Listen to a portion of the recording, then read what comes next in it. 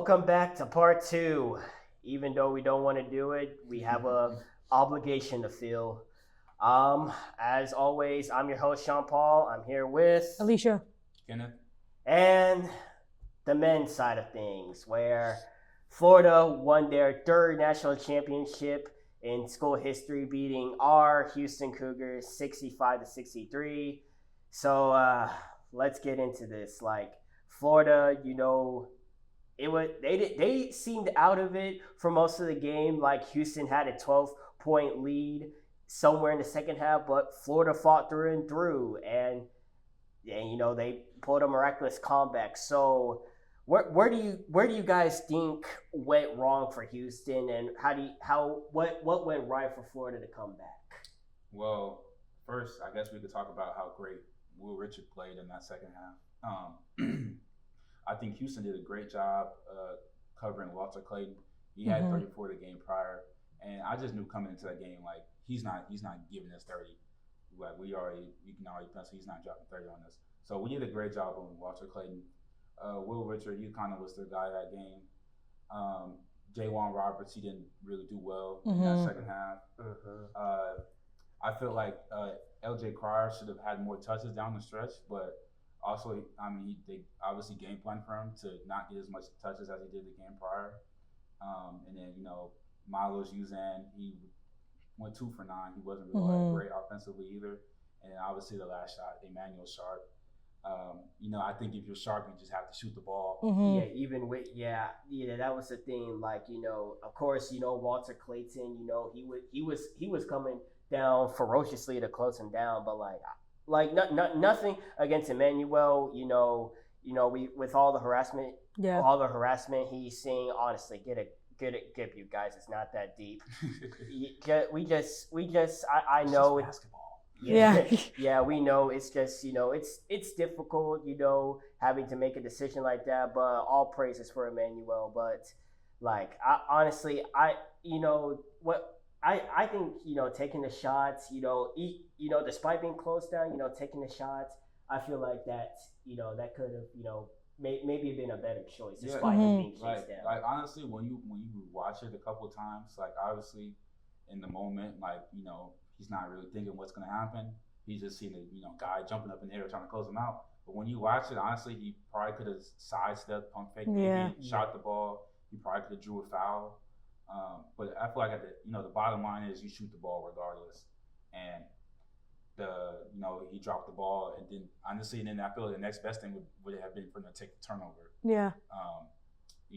We've had good out of bounds coverage plays where we first turnovers off inbound plays and gotten the ball right back. So I think the next best option would have been to just take the turnover.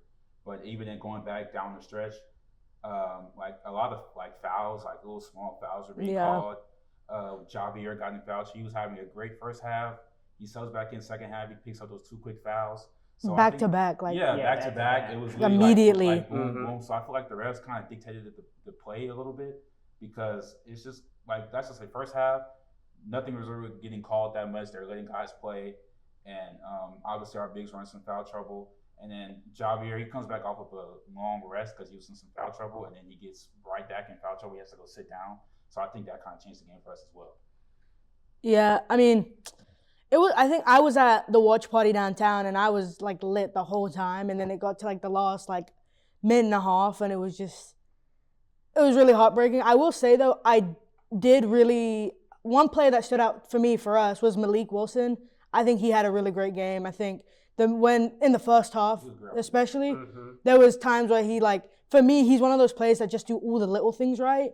And I feel like sometimes it kind of goes under the radar. I think he had a great first half, a great game.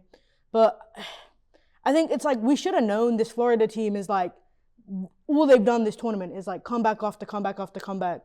So no deficit should have made us comfortable and complacent. And I think we got a little complacent. But we'll go. There was a bit of being complacent, I would say even conservative. But when you looked up our entire tournament run, go back to Gonzaga, we had a lead against those guys, and they came back. They gave us a scare a little bit, but I would say our talent, we were able to outmatch Gonzaga. But if you keep doing that and you do that all the way to national championship, like even J1 Roberts always had media. When you're up against a great team, like you have to kill them. Yeah. And I feel like Florida, we didn't do enough to really push the pace, put pressure on them. We took a lot of bad shots. Yeah. And then, I guess in the end, it came back to bite us. Yeah, so honestly, a heartbreaking way to end the season for the Cougs, but I'm happy for the team. This joyous run we all witnessed, we were all a part of. We almost went undefeated in the Big 12, won both the regular season and the conference tournament championships, 7th Final Four, third championship game. Like, it was good. It was nice. And, we're going to be missing a lot of players: Cryer, Roberts, Francis, Wilson, Terrence Arsenault, who's in the portal, Miles Uzan, who's declared for the draft, although he may come back. So, we can still get our hopes up. So, I mean, good for him. But, like, just imagine, he came back and, up this game. But, like, we also got some, good reinforcements: Kingston Flemings, Isaiah Hartwell, Chris Sanak. Remember that phrase your nan said? Remember the Alamo Dome? I maybe that meant something more. Well, I guess, like I said, or like you said, Sean Paul, I say next year we have a good mix of returning veterans and young talent. So we got 3 5-stars committed to our team. Like, this is like Kelvin Sampson's best recruiting class he's ever had. We got Pop Isaac at the portal. We got Khalifa Sacco at the portal. So the way the roster, like, we don't even know really like what the roster's gonna look like. What's the rotation gonna look like? We got Mercy Miller. He might come in take that Malik Wilson role. We might see Cordell Jefferson get some minutes next year. We might see Jacob McFarland see the floor next year. So I think it's going to be a very exciting team. And it's even the overall landscape of the Big 12. Like, we got some, like, a lot of talent that came in our conference. And I feel like the Big 12 got very good, very fast. And, Houston is part of that. And just to think that they said we would struggle the moment we walked in their door. Well, guess what? Back to back, baby. Yeah, two regular season championships, a tournament championship. I mean, that doesn't sound like struggling to me. Yeah, we live to struggle. And I guess one more question. We all made brackets, and so Coug TV, we had our March Madness bracket, and it was won by Diego B, who unfortunately decided to go for Florida. The only person in the group, right, that went for Florida? Yes, the only person in the group. And how did we treat him? We decided to boo him all on this one. We booed him out. Look, we love you, Diego, but don't come back. How dare you betray us? Yeah, your Coug TV acceptance has been revoked. You've been excommunicated from Coug TV. Nah, we love you, Diego. Please don't go. Please don't go.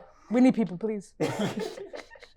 So yeah, that is the end. That is the end of our show, and here's to another season of college basketball. Natty #1 is coming soon, guys. I would say this though, although obviously not the result that we wanted, I would say this Final Four meant, like, this was great for the college, the product of college basketball, men and women's.